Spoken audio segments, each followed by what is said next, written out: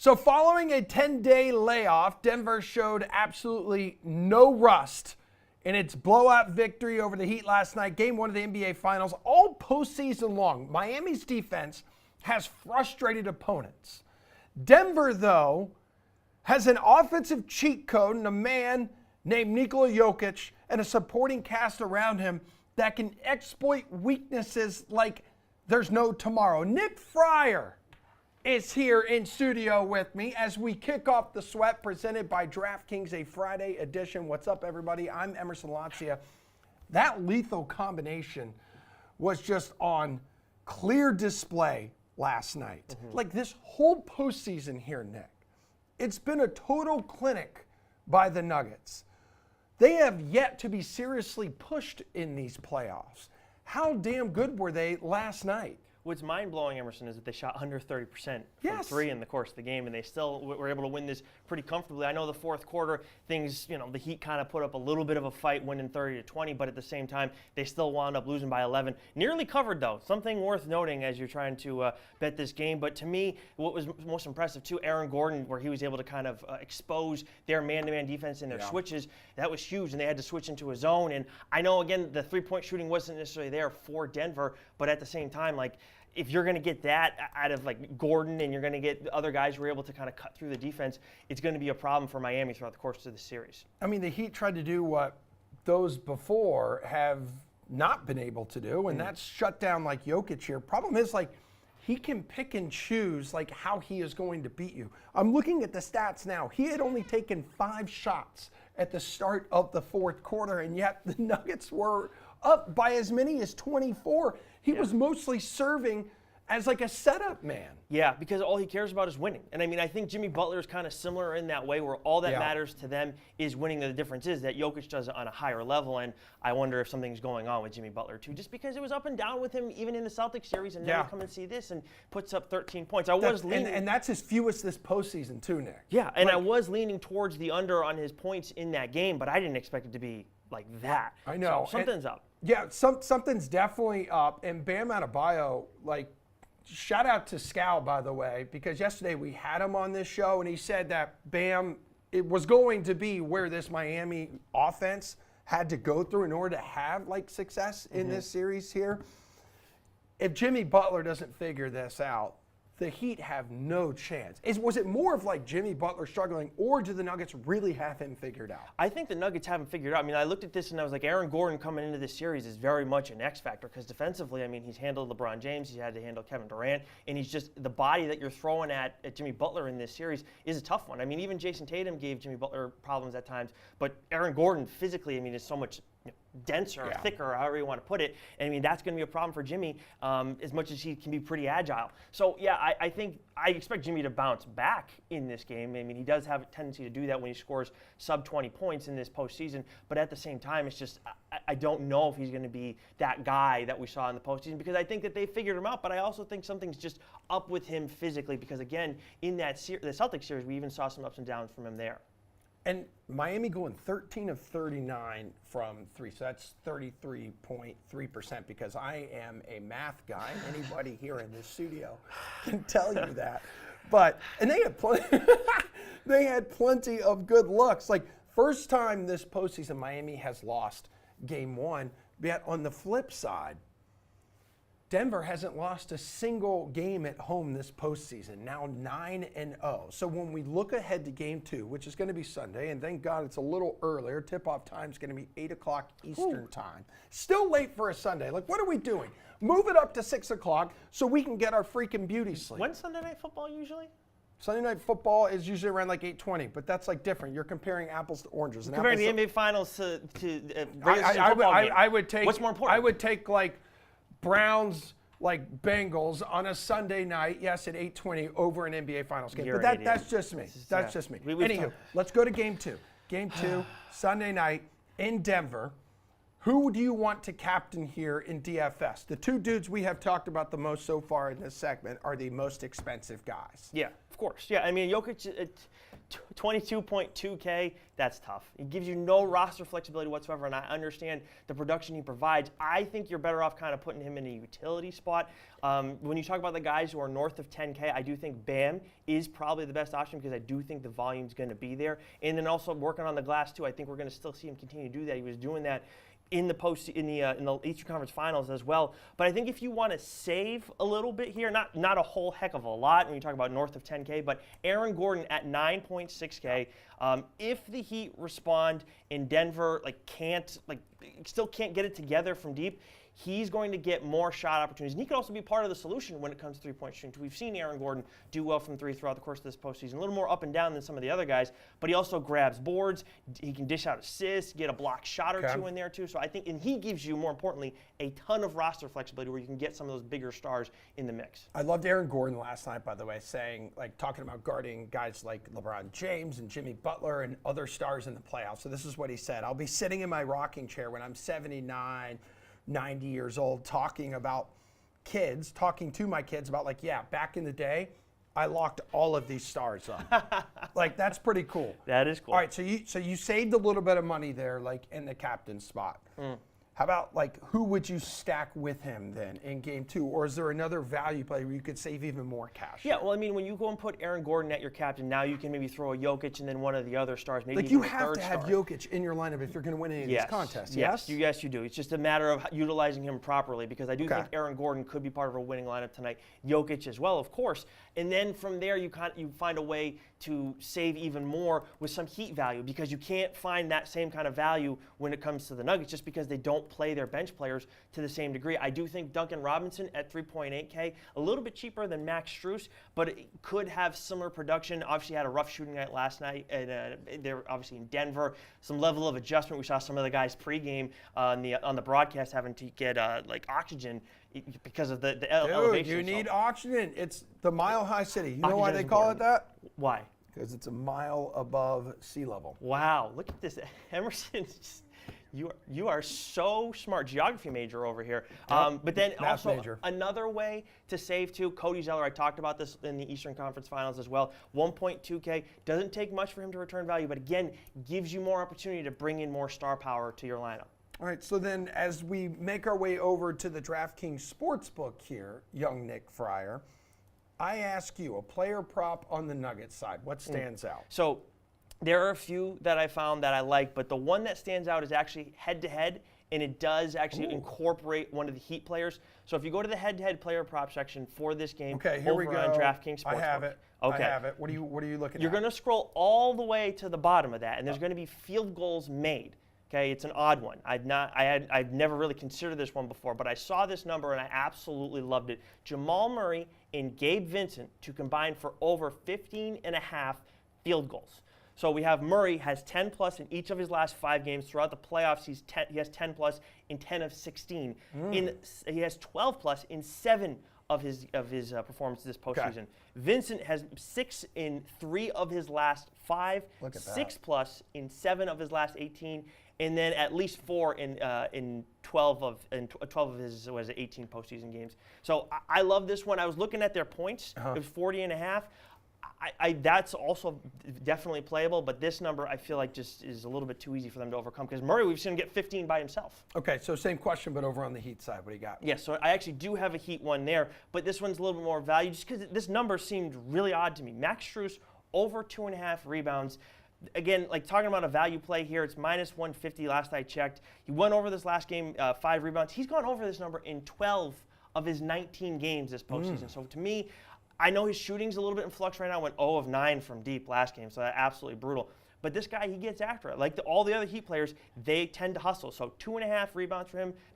Getting 3 rebounds, not a tall task. All right, game total sitting at 214. What's your gut telling you right now? My gut's telling me that you got to play the opening line here on this one, and at 213.5, I do like the over. And the big reason for that, obviously, 214 now. Yes. So you're going to play an alternate line, sacrifice a little bit there. But the thing is, for me, that we look at this, I know it was like 197 points were scored in last game, but we saw the Nuggets, and we've talked about this already, they just couldn't buy a bucket from deep. Yeah. So, I mean, 29.4% or something to that degree? I mean, hell, it was also the Heat that couldn't buy a bucket from deep either. Yes. I mean, 33% is not as bad, but it's definitely not good.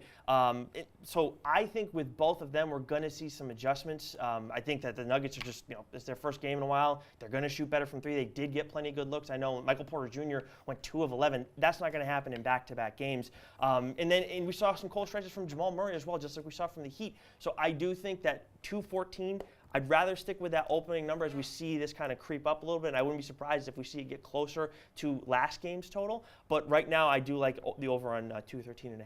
All right, before you take off, winner, game 2, Sunday night in Denver. On the money line, plus 320, you can get the Heat right now. Do they bounce back? I think they bounce back, but I don't think they bounce back enough to For a win? Okay. Yes, and I think that right Too now. Too much juice there for the Nuggets, though. No, minus unfortunately, 390. Don't do that. I will say, if you're trying to play this right now, I feel like the Heat on the spread.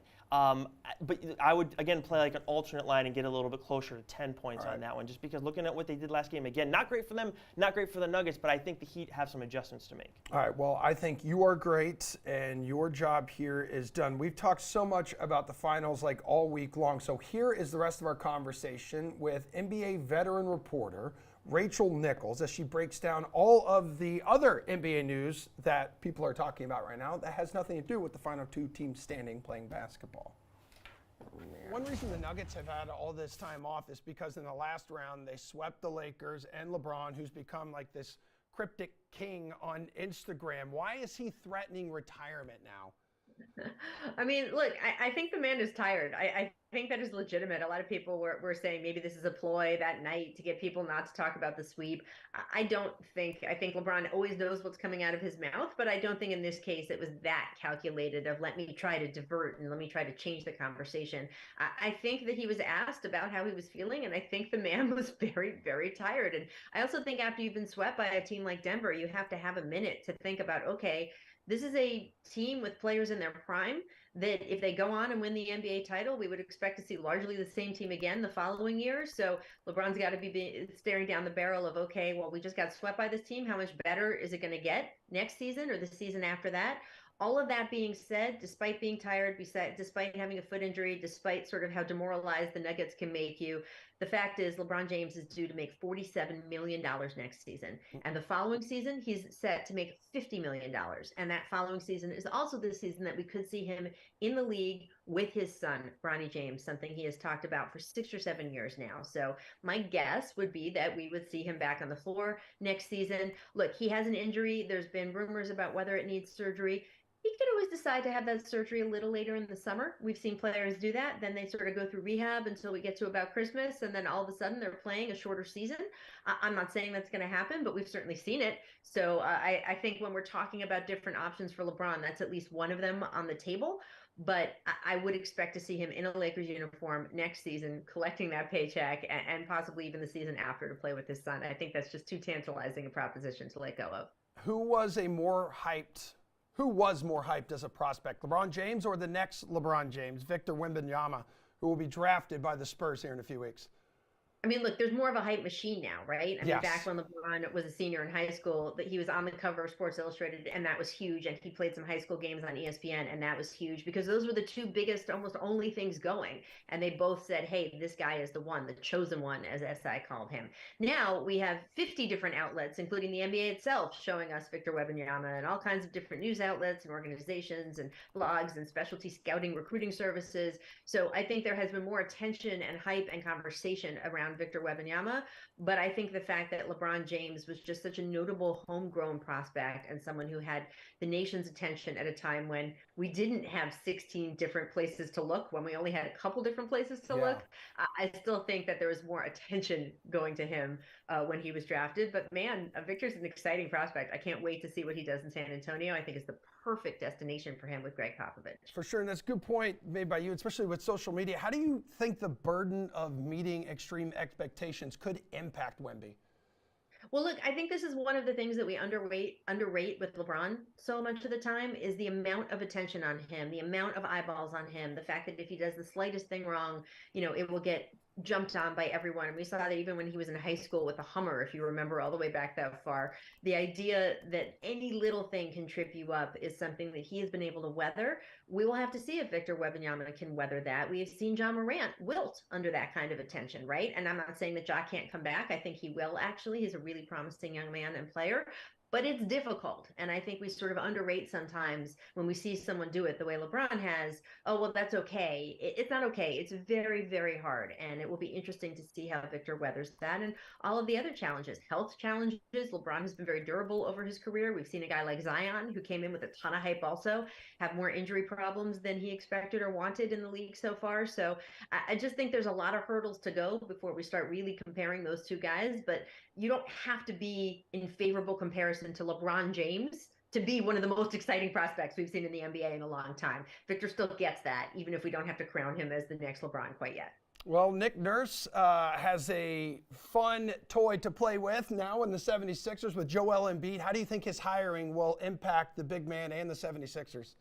Yeah, I think it's a great hire. And look, I was not a huge fan of them getting rid of Doc Rivers, only in the fact that Jason Tatum happens to get hot at the end of game 6 of that Sixers-Celtics series.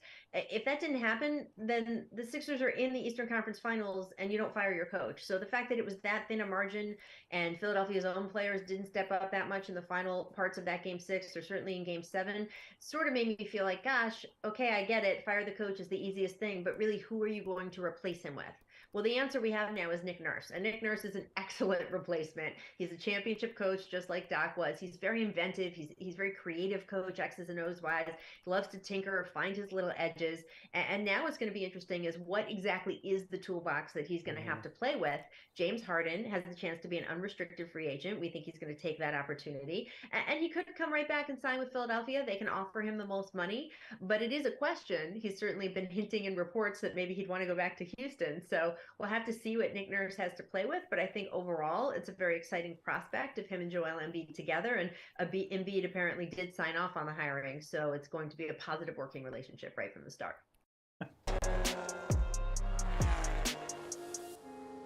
Favorite time of the week, everybody. Rubbin is racing, and the first weekend of June is track time in St. Louis for the second year in a row. The Enjoy Illinois 300 at Worldwide Technology Raceway will get underway this weekend. All the eyes of the racing world are turning to that beautiful city with the arch. DraftKings contributors Jeff Ulrich, Pierce Dietrich, it is damn good to have you two here. Let's get after it. Some DFS and sportsbook plays ahead of this weekend's races. So, Pierce, Chase Elliott, no, suspended because of the on-track debacle, the crash last week. So we have one top driver off the board. Who's a top-priced dude you like this week? Well, let's look at his teammates. We don't really have to gaze into the crystal ball. It's almost just like a coin toss every single week. Is it going to be Kyle Larson? Is it going to be William Byron? A lot of it really just comes down to the scenarios and situations that unfold during the race. They're both really fast everywhere they go. And so the answer is, if you can, build 3 lineups, one with Byron, one with Larson, and then one with both. I know that the Hendrick cars were not very fast at Gateway last season, but this year they've been fast everywhere, and I think that speed's going to continue to carry through. So ultimately, I'll take William Byron over Larson this week, just because of what Byron has done in the last 4 races, all intermediate track package races, and he's finished 1, 2, 3, and 4. He could have won basically all of those races, so give me Byron over Larson, but it is a coin toss. All right. You were backing up the words that you have written in your DK Nation article for rankings. Jeff Ulrich, who's your top price guy this week? You know, normally we come on here and Pierce is like, oh, Kyle Larson. Yes, Kyle Larson. He does. And you know, this week he goes awesome. You know what? By God, that's my music, because I'm going to talk about Kyle Larson this week. Plus 500, I think, is very fair. Got a short technical track, very similar to what we saw at Phoenix and Richmond. Top driver rated on those tracks this year was Kyle Larson. Yeah, William Byron right behind, obviously. The Hendricks Motorsports, the Chevys, this is pretty much, I'd be pretty shocked if one of them didn't win. There's some guys in the back on their team too, like Alex Bowman we could talk about. But I mean, I think Kyle Larson has to be it this week. I think it's actually a pretty fair price too when we talk about betting a plus 500. But for building, if I was going to choose one, I would really just go all in on Kyle Larson. Pierce did give a great strategy component, though. If you're going to make 3 lineups, Yeah, stack both of them in one. Just use Larson in one, use Byron in the other. I think that's actually a great way to go about it, especially if you're doing like 3 max lineups. So Kyle Larson would be it for me in DFS, but certainly William Byron a close second. Okay, so value driver then in DFS on DraftKings, Pierce. Who sits atop your value rankings? Jeff makes a real good point about Phoenix and Richmond. Both those are flat tracks. Gateway is a flat track, and flat tracks tend to favor road course drivers like AJ Allmendinger. Ooh. Because of the flat track, you have to brake harder. You've got to get back on the throttle, and that's pretty much the way on a road course you have flat turns, and it's all about maximizing on throttle time. Allmendinger has been really good at the short flat tracks, at the flat intermediate tracks. Last year, he had I think a top 10 finish at Gateway. And this is a new track for most drivers. They're not very familiar with it. They haven't raced much at Gateway, so it's a pretty level playing field. And I'm not surprised to see AJ kind of rise above the rest. So AJ Allmendinger 6,100, that's where I would go. Jeff, take it away, dude. Yeah, I mean, sticking with the Chevrolet theme, I would definitely look at Corey LaJoie at 7,400. Going to be driving Chevy this week. Certainly, a driver who just has been pretty solid. I mean, again, you look at some of his results of late, top 10 2 starts ago. LaJoie at 7,400, I think is just in a really good spot. I think he's just got a very good price tag with him as well. 7,400 is a driver who I think legitimately can challenge for a top 10 here, which is exactly what you need from this price range. So just the fact he's going to be in a Chevrolet car as well. But one driver down deep that I really like is actually Michael McDowell. You look at what McDowell has done at Phoenix and Richmond this year, driven really well at both those courses. 13th at Richmond, 6th at Phoenix. He's got some pretty decent results at this week's track too. I think McDowell is very interesting. Only 5,700. Again, if you're looking to stack Byron and Larson this week, I would definitely look to McDowell to slide in as my value punt play there. He's put up some good results at really similar tracks. I would just ride that form there and hope he does it again. All right, Jeff, let's go to the driver props tab here on the DK Sportsbook. Which ones jump out to you, or possibly a top 3 bet here? I mean, if you really want to get crazy, Michael McDowell's like plus 3,000 for a top 5. I think that's actually interesting. I'd rather bet McDowell in like a top 10 prop, but a little bit less, a little bit less variable. Alex Bowman, another driver I like. In Group C, he's only plus 250 to win that event, to win that group. He's got LaJoie in there, who I also like, but I think all things considered, Alex Bowman's just the better driver there. I would certainly take him over that. And then, you've got like Chase Briscoe, Brad Keselowski. I think that, again, you're targeting the Chevrolet drivers on this track. That's something I would like to do. I think Alex Bowman at plus 250 in that Group C makes a lot of sense. Again, you can even think about betting Bowman and LaJoie. You're putting up more capital to get less return, but I definitely like Bowman if you're just choosing one driver in that group. I think that's a really good price. Pierce, what direction do you want to go in here with the props department? Same direction, same Group C, but I'm going to go with LaJoie. Yeah. French for the joy. I don't know. I got a C- in French class. That's probably right. Oui, bro. Oui. Yeah, I got that. So LaJoie, I agree with Jeff. Alex Bowman, probably a better driver. Both are going to be in for Hendrick this week. As you mentioned earlier, LaJoie is subbing in for Chase. This is his moment. While Bowman may be the better driver, definitely has more experience, has been with his team. This is kind of a step-in moment, but this is the biggest moment of his career. If he's ever going to get a top-tier ride, if he's ever going to prove what he can do, this is it. It's a go-home, go for broke moment for Corey LaJoie. I like the motivation. I like the narrative. You put him in a fast car, he's going to try to give it the best he's got. This is not that strong of a group. If you look at the competition, it's definitely going to be down to Bowman and LaJoie. I'll play with the narrative and go with Corey. Pierce Dietrich, who is your bet to win the Enjoy Illinois 300 at Worldwide Technology Raceway? It's going to be Ryan Blaney. Big win last week, and I know back-to-back wins don't really happen often in NASCAR, but that's a lot to do with we go to different tracks. Now, Gateway's a little bit different than Charlotte, but they're both going to use the same intermediate track package. And last season at Gateway, Penske nailed the setup. All of their cars were fast. Joey Logano won the race. Ryan Blaney should have won the race. I really like the odds on Ryan Blaney. I think he's being undervalued this week. He's been fast over the last month. Give me Blaney. Plus 850 odds there to win this week. Jeff Ulrich, your pick to visit victory Interesting lane. Pierce brought up Blaney because that was the one driver I was going to mention, that we didn't mention off the top in DFS, but I'm just going to go with Kyle Larson. I said it. I mean, I think the plus 500 odds are very fair. This is a driver won 11 times once in a season. He's driven extremely well at these tracks. It feels like too big a number. It's weird to say, but really at the top, I really think Kyle Larson could be pushing plus 400 in this spot. I think it's just a fine time to just jump on him and just back the best driver in the business on a track that really suits his skill sets. Jeff Ulrich, I'm going to need you for some NFL chatter coming up. Pierce, I have one more question for you, and it involves F1 because it continues in Spain. Is there any reason to bet against Verstappen and Red Bull this weekend? And why is the answer no? Yeah, they've won every race this season. And if you had to get, I think an interesting bet would be, can they win every single race this year? I don't know if DraftKings has that up. They should put that up. I definitely would be interested in taking Red Bull every single round. You can't bet against them. What if you did? The only reasoning would be you're betting on a mechanical failure or you're betting on rain, which can happen, but it's not something that I would count on and not something I would recommend that you do. All right, my friend. Thank you kindly. Jeff, like I said, stick around. But earlier in the week, guys, the Heat turned the lights out on the Celtics and our friends at the Le Batard Show. So we have Jim Brockmeyer from the hit show Brockmeyer giving his conspiracy theory on the power outage. Listen to this. Is that true? Really? Power just went out. Or was the whole thing just an experiment to see if you all would look better in low light? Because the answer to that is an unbelievably resounding yes. The less light, the better over there for it's you folks. Slimming, that's true, but I really don't think you should start with insult. You haven't even been here. What are you doing? Really? You're just going to... Well, no, that's just legit. But I was a little snarky there, but because I heard Stugat say that he longed for when you all had a makeup artist on the TV show. Yes. You know, and you said that. And I got to just say, and I think I speak for everybody, that we long for those days as well. The sweet summer days of ignorance before you all volunteered visual evidence as to how much you've all abandoned your dignity and self-respect. Look at you. Look at you. You look terrible. Thank you. How about just a mirror? We'll all settle for a mirror. Where's the nearest mirror to you fellas?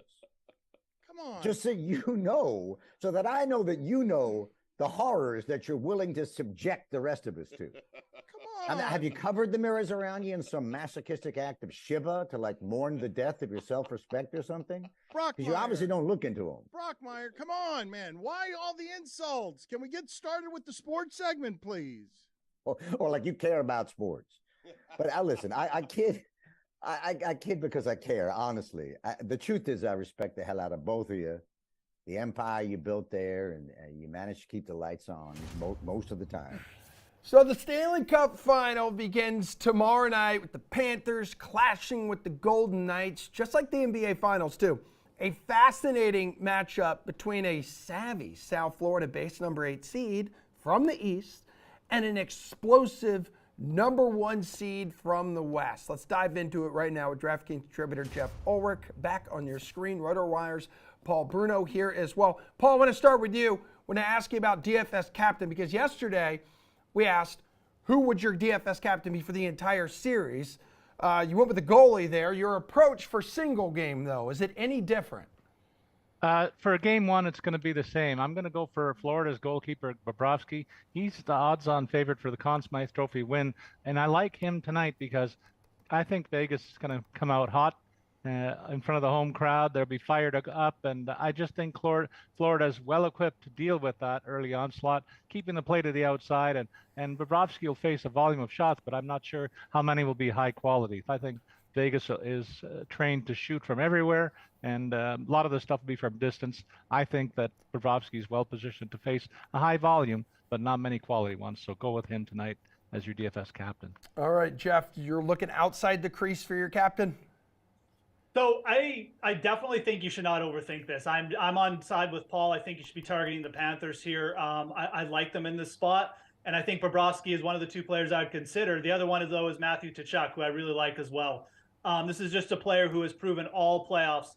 He is extremely elite. I think he's the best player in this series, and I think he's a player who's going to give Vegas a little bit more trouble down low. I mean, he's got the speed, but he's also just someone who's not necessarily going to shy away from contact. I think that's going to shine through in this series, and I think he's a player who's going to prove on this big stage what an elite player he is. He's got goals. He's got 4 goals over his last 4 games. He's been hot shooting. I think there's a chance that Matthew Tkachuk just dominates the series, and I think using him as a captain right off the bat in what could be a close game is absolutely fine. But certainly Bobrovsky, everything Paul said, I 100% agree with. I could see him just having another decent game, more than decent, 30-plus saves. So those would be the two players I'd really be targeting first off in the captain spot. So if you have Tkachuk there in the captain spot, and you've already mentioned Bobrovsky there, is that who you got to stack with him? I think that using Bobrovsky with Tkachuk makes a ton of sense. If you're taking Tkachuk to have a big game, Bobrovsky's probably going to pick up the win. But the other player I definitely would be looking with Tkachuk is Sam Bennett, who's got 31 shots since game 1 against Toronto and hasn't scored, but he's picking up assists. And, with that shot volume, it also really just gives you a chance at the bonus. He gets power play time. He plays on a line with Tkachuk at even strength. Certainly, if Tkachuk scores, Bennett has a great chance of getting in as well. So the correlation is really nice there. And Bennett's a player who can just come through with multiple goals at any point. Certainly due for some positive regression in the goal scoring department. So Sam Bennett, really nice price there, only $7,800 in the flex. It's actually really easy to fit in with Tkachuk. So yes, you probably need to get Bobrovsky in the flex if you're captaining Tkachuk as well. But the third player that I would be targeting in that lineup would be Sam Bennett for sure. All right, Paul, who's another dude you got to get in your lineup with Bobrovsky? Well, other than the guys that Jeff mentioned, and I'm in full agreement, I'm going to include Anthony Duclair playing right wing on the top line, and Alexander Barkov is been long forgotten in these playoffs, but as an oversight almost, I think the guy is still one of the most dominant two-way centers in hockey, and this is a stage where he might show people just how good he is, and so don't overlook him because he's going to get primetime minutes on the power play. He's going to get all the offensive zone starts that you need from your top line players, and he's a solid guy who's good in the takeaway department. Turnovers will be a factor in this series. Quick strike ability, Florida's all about that. And then don't forget a couple of defensemen. I'm going to even mention Alex Pietrangelo is a guy that a lot of the offense runs through for Vegas, so I think he's a guy you want to target there. Jonathan Marchessault for the Vegas has also had an outstanding finals round in the Western Conference, and if he continues that hot streak, I think he's well positioned. Good price point on him in this series as well. All right, Jeff, give me a goal scorer prop you like for tomorrow's game 1. The dude you chose as your captain, Matthew Tkachuk, plus 125 anytime score. Yeah, I mean, I actually don't hate that price on Tkachuk, to be honest, but I would go further back, and I would take Sam Bennett as my goal scoring prop. He's plus 205. I mean, Sam Bennett at points has been a very elite goal scorer in his career. And I mentioned he's now gone 31 shots on goal, about 6 or 7 games now without scoring a goal. This won't continue for much longer. He's playing this alongside Matthew Tkachuk, who's creating space on the ice for a guy like Sam Bennett. Bennett's not having problem getting pucks on net. He's just been a little bit unlucky. And at plus 205, it's a very, very nice number for a player, like I said, who has been, at points in his career would come in a regular season game, be plus 160, plus 180 in the goal scoring department. So again, this also comes down to which side you like. I like Florida tonight, which means that I'm going to be more prone to be looking back in the odds for players like Bennett. But I think that's a very fair price. If you were going to take a shot too, it's interesting Paul brought up Pietrangelo, because plus 450 for players on the ice that much, gets power play exposure. If you're going to take Vegas, I think Alex Pietrangelo at plus 450 is actually kind of an interesting goal prop as well. Yeah, Paul, you just spoke highly of him. Is that who you were looking at to score a goal tomorrow night on the DK Sportsbook? Definitely a consideration based on the nice payout and the fact that he's going to get a lot of ice time. But I look at the roster construction of both of these teams, and I find that they put pairs of really good players out there with a guy who might be considered a bit of an afterthought or a bit of a lesser player than those two. I'll give you an example.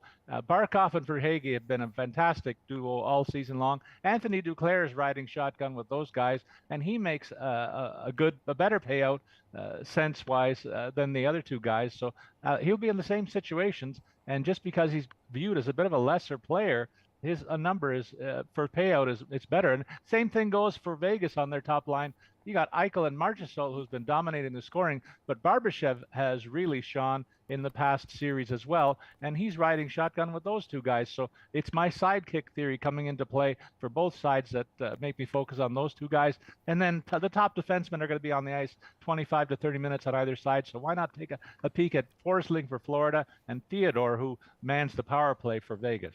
Hey, Jeff, your favorite game one bet here. I believe the other night you mentioned on the slate on Wednesday, you really like under 5.5 goals, which right now you can get even money on the DK Sportsbook for that. I would still lean under as well. Again, we've got two goalies who've been really solid in the playoffs. I mean, little bit of concern that Aiden Hill maybe regresses a little bit, but I'm kind of tired of playing that game. I think Aiden Hill deserves a little bit of respect at this point. We know Bobrovsky. I think Florida, if they just weather the early storm that Paul mentioned is probably going to be coming, this is going to be another tight game. We saw Florida coming in off a little bit of rest with Carolina. They were able to do the exact same thing in game one, keep it really low scoring, keep it tight on the road. I think the exact same thing is going to transpire here. So I do like under. I do like just playing Florida on the money line as well, though. I think that the Panthers have been underrated all playoffs. I think that they have a little bit deeper, just elite talent up front.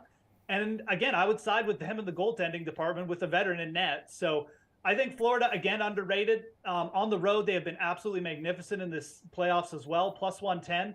Yeah, you can play both, the money line and the under as well. But I'll just take Florida straight up as kind of my favorite best bet. Plus 110. I just don't see them as the underdog in the series personally. All right, Paul, what you looking at for a game one bet?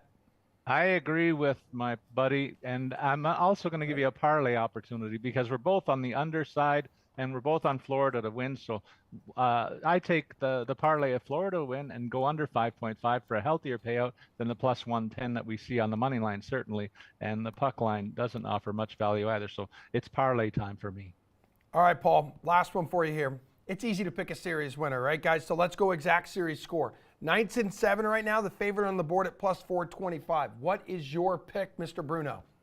I'm going with Florida in 6 games. I think they're going to win it on home ice and complete the Cinderella story. I just like the way they're playing that forechecking game, and I think it's confused a lot of good teams in these playoffs.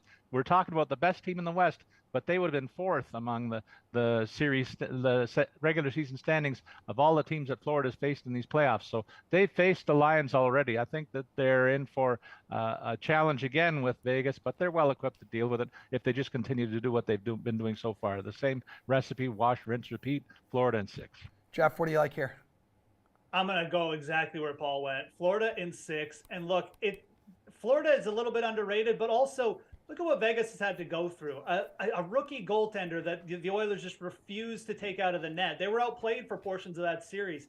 Dallas imploding in 2 of the 4 games that Vegas won, just basically giving them the win before the game had even started. I just am not sure how exactly good Vegas is. I know they're really good, but are they just good enough to beat like an elite East team who's taken out Boston, Toronto, and Carolina? And is now well rested? Again, I think Florida's underrated. I'll take them to win this series in 6 as well. All right, guys, appreciate it. Should be a good one on Saturday night in the Sin City. We got a big MLB slate to break down. We'll price check some of the top salaries on the board tonight coming up. But right now we're in the middle of the French Open, so here's some best bets this weekend from Mr. Jeff Pratt. I know. Let's break down one bet I like on the men's and women's side for Saturday's slate at the French Open. For the men, I'm honing in on the match between Grigor Dimitrov and Daniel Altmaier. Altmaier's an underdog heading into this one, but a lot of trends actually favor him. For one, he is fresh off a massive upset over the 8-seeded Yannick Sinner. That type of momentum will surely carry over into this one. He's also been better on clay than Dimitrov this year from a record standpoint. So my pick is Altmaier to cover a plus 5.5 game spread on DraftKings Sportsbook, and I also like him on the money line at plus money. For the women, I'm going back to one of my favorite strategies of honing in on a heavy favorite and taking the under on their opponent's game totals. This time, I'm honing in on Elena Rybakina, who's facing Sara Sorribes-Tormo.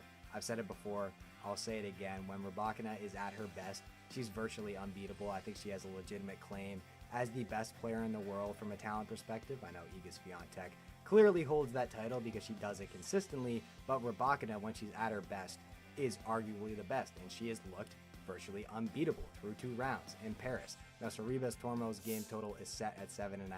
Rybakina has held her opponents under that in both matches in Paris. I expect that trend to continue on Saturday.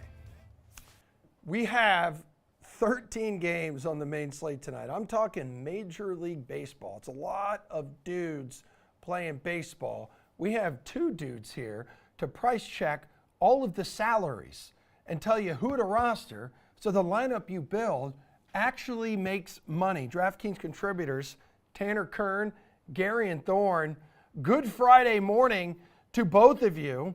Gare Bear, I say pitcher over $8,000. You say? I say Zach Wheeler. Wow. We should say right off the top, this might be the most talented and deepest pitching slate we ever get this season. Wow. It is like stacked from top to bottom. There is just solid pitching options in every single possible range you could talk about, but I think Wheeler sort of stands out from amongst the rest. Part of this is matchup. Obviously, the Washington Nationals aren't exactly the scariest opposition in the world. They don't strike out a ton, but Washington has been far and away at its best when they are facing left-handed pitching. They have a 118 WRC plus against southpaws. That is the 5th best mark in baseball. Against righties like Wheeler, that drops to an 87 WRC plus. Wheeler got off to a bit of a shaky start this season, but he's really found his footing across his last 7 starts, a 2.59 FIP, a 29.1% strikeout rate, and that includes a 6.6 walk or strikeout to walk ratio. So Wheeler's really been the best version of himself the last couple of weeks, and the Nationals just can't hit right-handed pitching. So at $9,200, I think he might be the best dollar for dollar guy. Tanner, who are you looking at?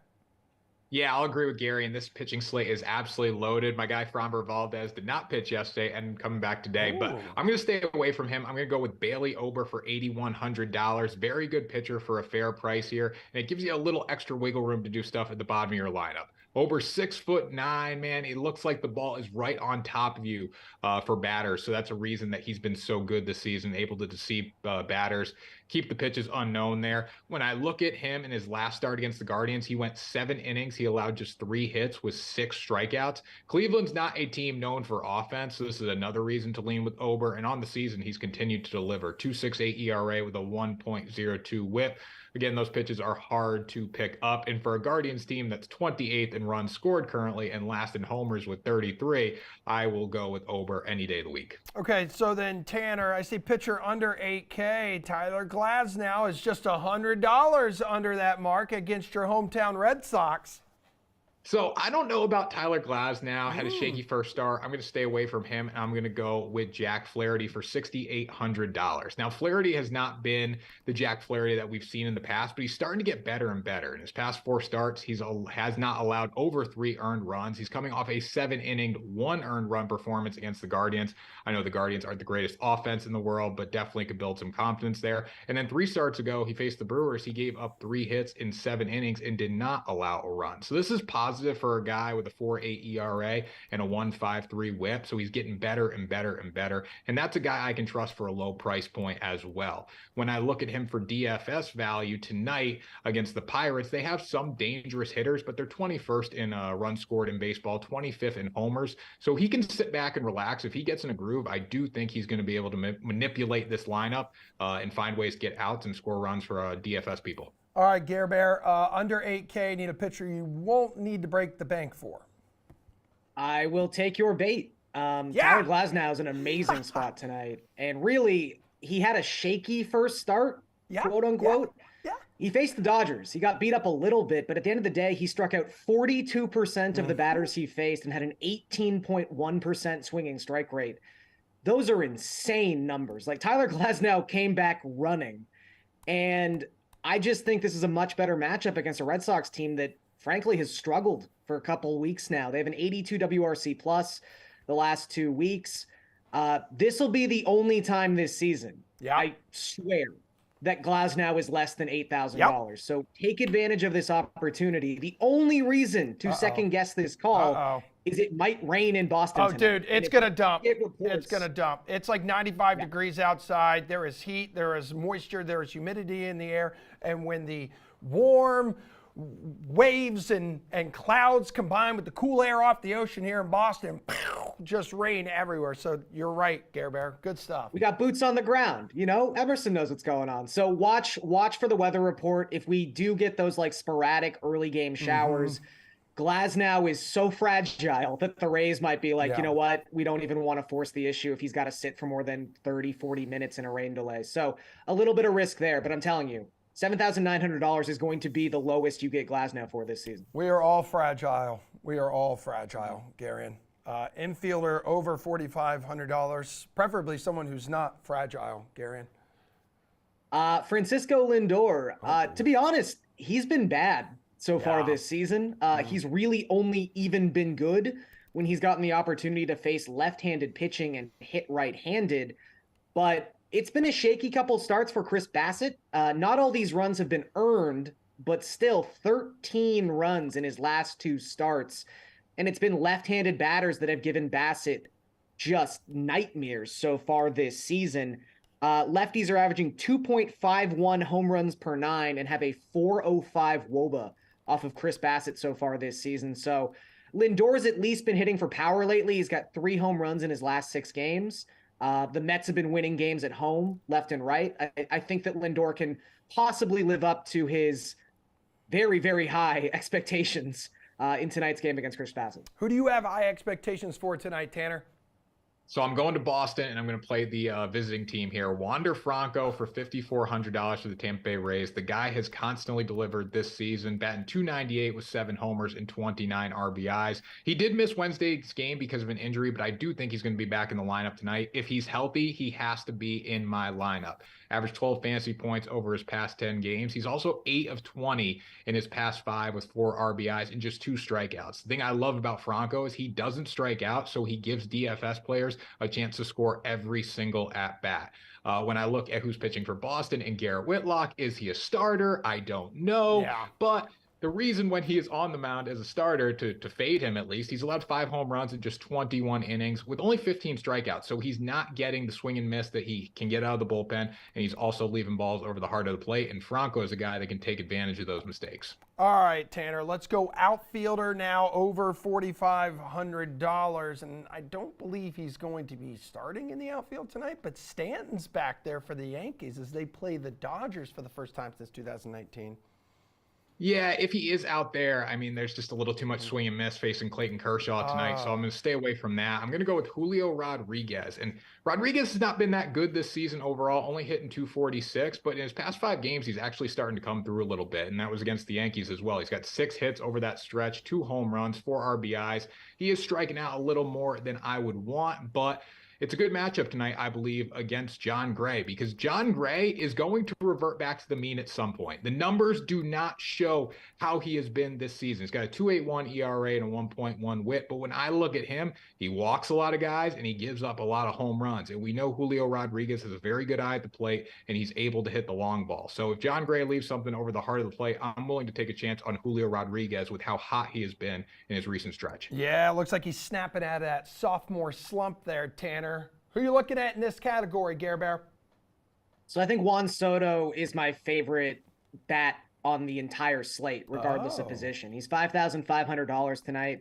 And the nice thing about Soto, most of this season we've had to use since May 1st across the last 3 weeks when using Juan Soto stats to kind of inflate them. He's been so good in that span of time, you no longer have to do that. He's just got a 288 isolated power and a 185 WRC plus against right-handed pitching for the season as a whole. Soto's been absolutely incredible, basically unstoppable the last 4 weeks. And now he goes up against Jameson Taillon, who's been awful when healthy for the Cubs this season. He's got an ERA up over 8. The ERA estimators are a little bit more kind, but it's been left-handed bats in particular that have given Taillon the biggest issue in 2023. They are slugging .667 with a .469 WOBA off the right-hander so far this season. So I think Soto is in a fantastic spot. Yeah, and Taillon's really sucked against the Reds his last time out. Best value play. Best value play here, Garion. Let's say under $3,500. Come on, hook it up. Going to go with Lamont Wade Jr. You could really just pick whatever cheap San Francisco left-handed bat you want. Yaz is pretty cheap tonight, too. I think he's actually $3,500 on the nose. He'll probably hit second. Wade will hit leadoff for the Giants. And they are going up against Dean Kremer, who one of these guys whose ERA is about 2 runs lower than his expected ERA, regression is coming for Dean Kremer, and it's generally been left-handed bats that have given him the most issues so far this season. He's got a 425 expected WOBA to the left-handers he has faced so far in 2023. Meanwhile, even though we haven't seen a ton of power out of Lamont Wade so far this season, he's got an 899 OPS against right-handed pitching. He's just been fantastic. He's one of the best platoon bats in all of baseball. Just no one talks about him because he plays in San Francisco. Tanner, hook us up with some value that could provide production. So I'm going to go a little against the grain here. I like what Roned Odor has been doing as of late in his past few games. He does have a few hits. He's got a home run in that stretch. He's got 3 RBIs, and he's very fairly priced tonight when you look at him at $3,000. He's doing 11.2 fantasy points per game over his past 10, and that's way better than what he's priced at $3,000. You look at who's pitching for the Giants tonight, it is Logan Webb. Logan Webb's an elite strikeout pitcher, obviously 72 innings, 76 Ks there. But I do like Odor to get run into a ball tonight. Wind blowing out in San Francisco. I think it could be a lucrative risk play for you in DFS. Okay, we will get you both out of here with this. Give me a good plus money bet on the DraftKings Sportsbook. Tanner, you're batting lead up on this one. Lead off. So when I look at the New York Yankees right now, they're playing really, really good baseball, and they're hard to go against. Going out to Los Angeles to face the Dodgers tonight, but I'm going to take them on the money line. And I know Clayton Kershaw is on the bump for the Dodgers. He's been sensational his entire career. No matter the injuries he has, no matter how old he gets, he just continues to produce. But Luis Severino's on the mound for New York, and he's been a lot better. 1.59 ERA over the .79 whip. Only thrown 11 innings so far, but he has delivered. And the way the Yankees are hitting the baseball right now, I don't want to go against them. 4 wins in their past 5 games. They have dropped a 10 spot in 3 of their past 5 games. Not saying they do that tonight against the Dodgers, but I do like New York to win, and for plus money, it's hard to resist. Gary, and bring us home with your plus money bet du jour. So I tried to warn people yesterday about Framber Valdez, and then he ran away from the grind because I guess he's just built like that. Gonna do it again tonight. Let's go with the Angels on the money line at plus 110. Valdez is a very good pitcher, but again, by expected ERA, his ERA estimators have him around 4 runs per 9 innings, as opposed to Shohei Ohtani, who I just think is the better pitcher in this matchup. He's got a 2.87 expected ERA, a bit of a hiccup at the start of May for Shohei Ohtani, at least pitching-wise, but he's been much, much better his last 2 starts, 19 strikeouts over 12 innings, just 2 earned runs in that span of time as well. And as I mentioned yesterday, the Angels just hit left-handed pitching really, really well. They've got a 120 WRC plus within the split. That is the 4th best mark in all of baseball, 2nd best mark in the American League. So I think this really sets up to be the ideal matchup for the Angels. They've got their ace on the hill, and they're facing a left-handed pitcher. That's your guy, Tanner. Yeah. That's my guy. Hey, listen, Angels actually strike out 22% of the time against left-handed pitchers. They're in a top 10 in ground ball rate against them. Tanner, I may be on your team here, buddy. Wow. Yeah. There we go. I've known you for 5 years, Emerson, and that hurts, man. Yeah, we go way back. You should have retweeted the show. If you retweeted the show, I would have been on your team. But you didn't. And Tanner was the first one to retweet. And you say you retweet on Fridays, and you did. So you're a liar, a coward, and a fraud. But I wish you both well and have a fantastic weekend. I actually love both of you. Thanks, everybody, for hanging out. That is our show. We are back Monday morning, 11 o'clock Eastern Time. Be well, be safe, and have a good time. Yeah, the sweat.